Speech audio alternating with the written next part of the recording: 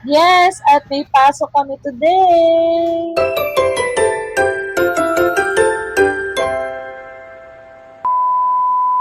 Maaga nga pala akong gumising today kasi nga may pasok tayo at tayo ay alipin ng salapi.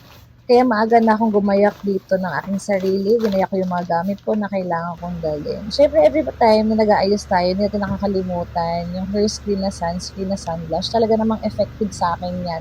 Everyday talaga na ginagamit yan. Sobrang ang ganda, nakaka-glow talaga siya ng skin.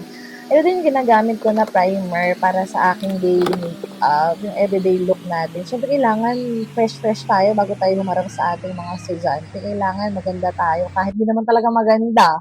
Ang mga estudyante pa naman natin, ang tinitingnan talaga yung mukha natin, kung okay ba yung blush on natin, kung pantay yung blush on natin, kung nakakilay ba tayo, kung maganda ba yung lipstick natin.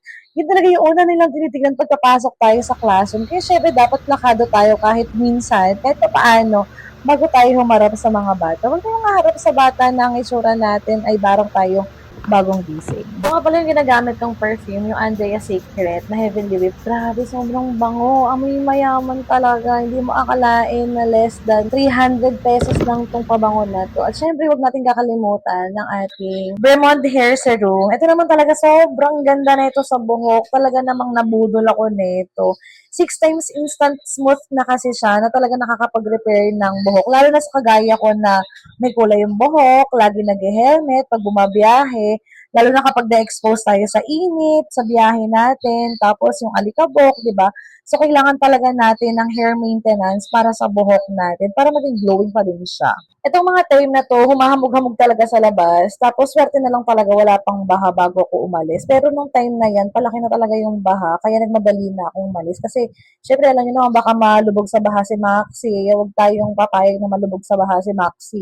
Ilang araw din siyang napahinga kasi nga sobrang laki ng baha dito sa amin. Tapos sobrang lakas pa ng ulan. So hindi kami makalabas dahil nga ayokong ilusong talaga si Maxi. Yan, mga panahon na yan, nung paalis ako, sobrang luwag ang kalsada. Kasi walang traffic, walang pasok nga dito. Kasi sa amin sa Bulacan, sa ulan may pasok kami. Kaya sobrang luwag talaga, walang ka-traffic dito. Kapag may pasok talaga dito, sobrang traffic. Ikot pa kami dapat doon sa may malusak para lang makadaan. One way lang kasi siya kapag may pasok. Alam niyo ba nung nandun ako sa may San Francisco, patabang talaga ako, biglang lumakas yung ulan. Kaya no, sure, sayang huminto tayo para magkapote tayo. Siyempre, ayaw naman natin pumasok tayo na para tayong basang sisiw at para tayong naligo, di ba? So, nagsutay ako ng kapote. So, ito nga pala lunch break namin, ganito kami kumain ng lunch break, sabi kami kumain. Siyempre, share ko sa ulam, ano ba? And, ayun, speed lang, uwian agad, di ba? So, magkakapote na ulit ako kasi pumasok tayo ng umuulan, uwi rin tayo ng umuulan. Kaya, ayun, kapote ulit tayo. Uwian na!